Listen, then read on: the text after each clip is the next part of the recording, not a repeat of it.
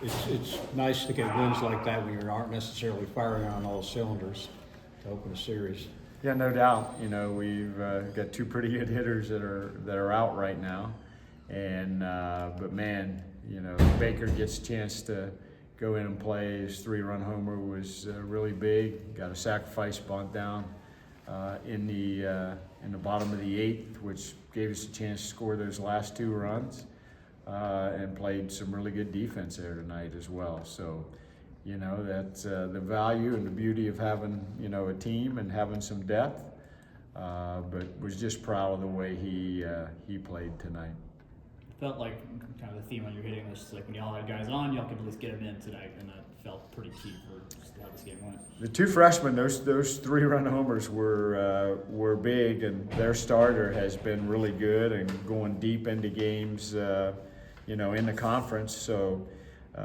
Felt like, Curse hit that double, and then, we ended up getting Baker up. He hit a home run in that inning. Then Hernandez just had a tremendous night going 4 for 4. His 3-run homer was huge. And Lackey's hit in the 9th inning. Just, that was nice to give us a 3-run cushion going into the bottom of the 9th. You got McKee into the 6th inning, which I'm sure was what you were looking for. Looked like he had that 3rd strikeout to get out of the inning, but then everything just sort of fell apart there. Yeah, it did. I know it was a close pitch, but he didn't get it. And then they were able to, get a couple runs in after that. But I thought he did a great job. He was pretty much in command, and really just that inning, it slipped a little bit on him. You made some changes in the same personnel, but moved some people around in the lineup. What was behind the thinking there?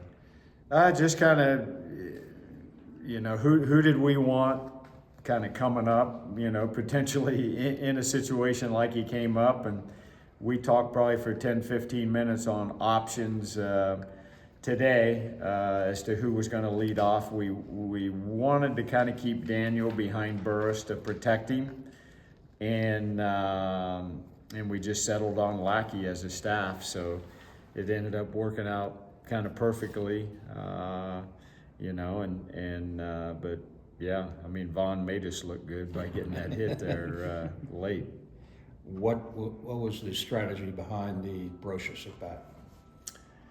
So they played the infield in, but then they were kind of shifted on the other side, and we kind of felt like when they shifted their defense to the other side, then we had a chance to just kind of put a safety down, and he just didn't get the bunt down. And then to their credit, the guy made a good pitch and ended up striking him out. But, Vahn Lackey's sitting there, and Vahn, picked Parker up and picked our whole team up. We talk after the games about injured players and so forth. It looks like you're making some progress in that direction with both guys. Yeah, I think, Schmidt's still a little ways away. He is at least walking now, so that's good that he can walk and put pressure on it. And Lodi's is kind of just day to day. Like he's getting better. It's kind of a little bit risk reward right now. Like we would like to just make sure he's 100% before he goes back in there, but he's really close right now. But of course, continuing to win without those guys is really big for the team. It is, and that's what you hope happens, and so we'll see what happens, tomorrow, and just, particularly on him, it's just, day to day how he feels and how much activity we can kind of increase with him, and not only him, he wants to play. You ask him, he wants to play right now, but you ask us, we want to make sure he's playing the rest of the season. You want him for the rest of the year. You don't want him. Exactly. So that's kind of where we're at with it. Stick with Lackey at the top of the order tomorrow, or? Yeah, I think so. I think they switched their rotation. They're throwing a left-hander now, but I would fully expect that Lackey will probably lead off again. Okay, it seemed like you were really on the pitches today, even when you were behind in the count. How did you feel coming into the game? I was very confident. I actually just dropped down an inch on the bat, and so I went to a 33 and just felt like a lot more barrel, like everything felt a lot more smooth at the plate. And then we had a great game plan going into that game with the pitching, just like what we thought we were going to do with the ball, and everything just felt good to play. In your homer, when you turned across first, when did you notice like, oh crap, I might be in front of Burris at that point? We were actually just talking about that in the locker room. It was an interesting play because I knew I didn't get all of it, but I thought I got enough of it, especially with the wind blowing out today. And so he went back because he saw Vahn tagging, and so he thought that the guy caught it when he went up with it. And so he kind of like jumped back for a second, and I looked up and I kind of like saw him, and I tried to stop as like good as I could, and I'm not sure if I stopped enough. As far as I know, the camera said I did. So, yeah. You've had some good success going the opposite way this year, especially with the home run ball.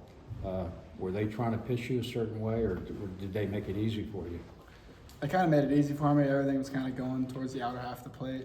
The only really inner half pitch I got was the first pitch fastball and the first at bat that I went to left field with. But I mean, everything was kind of going that way. They have a lot of guys that throw a cutter, slider, so everything's going to kind of break towards that outer half of the plate. You've settled in at second base now. Now you have a new shortstop playing with you. How has that been? Carson Kurtz is the man. He played shortstop his whole life growing up, so I mean, he's really comfortable playing there. And I have all faith in him to make any play, call me off, do whatever he needs to do. So it's not too bad. I guess that's part of the equation when you put a shift on a couple. You're pretty close to each other. Yeah. I mean, Coach Richmond's in charge of shifts. I mean, he's been great so far this year. There's only been a few shift beaters that we've had. But, I mean, Carson's got a ton of range out there. And I have all faith in the world that he's going to make the play if I can't get to it. Does it give you guys a lot of confidence winning games without, two of your better hitters? We have a lot of confidence with that. I mean, I know we're all waiting for Kyle to get back. He hasn't been out very long, but especially Kent as well. He's been out for about a month now. And, I mean, we can't wait to have him back. We're actually glad now he's actually allowed back in the dugout. So the doctors cleared him for that. So having him back in the dugout is huge. I mean, he's a huge team guy, big energy guy. So he's just another guy that we can have out there to help us win. And I guess also, as far as the infield goes, what's it like having Goose over there at first base now? I mean, he's the team captain. He lets everybody know if they're in the right spot, where they need to be, kind of just reminding everyone where the ball needs to go. I mean, he's seen this 6 years now. He knows what he's doing, so it's nice to have him out there. What went through your mind when the coaches came up to you and told you you're going to be hitting leadoff? Yeah, I used to hit leadoff in high school, so I was like, finally I'm back. I love hitting leadoff. It's just fun, to start everything off. But yeah, I was definitely caught by surprise for sure. That last at bat, you just got to get the runs in at that point. Yeah, exactly. Even with Patel out there, it's like, all right, Exactly. Is it just see ball, hit ball, just get it in play kind of thing? Yeah, I just wanted to see that cutter. I knew he was a heavy cutter guy. I wanted to see that cutter just closer to me. I just saw it. I just went. Things went well. As the year is going on, you've started to hit better and better. What's going into that? Just mainly just big talks with Ramsey, breaking down certain things. I guess I was just uneducated about the hitting side. So coming here just help educate me, and I knew I had the hand-eye coordination to do it. So it's kind of all starting to connect. With the injury situation, you're probably not playing maybe third as much as you thought you would. More games behind the plate. How is that on your legs? I mean, it's fine. I'm able to also work with Steve Timbora, our strength guy, and just knee conditioning things, hip mobility. So it's just heavy in the weight room, just helping my body stay in the condition it needs to. What'd you see from McKee back there? I mean, that was as efficient as he's been up until that sixth inning. But Yes. I saw it was like 67 pitches in the sixth, and it was like, okay, he's dealing tonight. How was he feeling back there? I mean, you could tell they were just trying to hammer that fastball, and everything was just splitting off the fastball. So they had no chance. It was great. They did great. Yeah. There was a couple pitches there in the sixth inning, where he obviously showed his emotions a little bit on the pitch. What did you see behind the plate? I mean, it was just little balls off that usually are called by ACC umpires, but this guy's more of like a professional umpire. He keeps that box straight. I thought he was great, to be honest. So, yeah, he just wasn't used to that, and he'll just hold his composure next time. How important is it for you guys to win that first game of the series, especially at home? Because I know you guys want to. The sweep is the aspiration. Yeah, very important. Obviously, we just want to sweep every team that comes to Atlanta. So, got to just win one game at a time. That's all we're focusing on, is just one game at a time.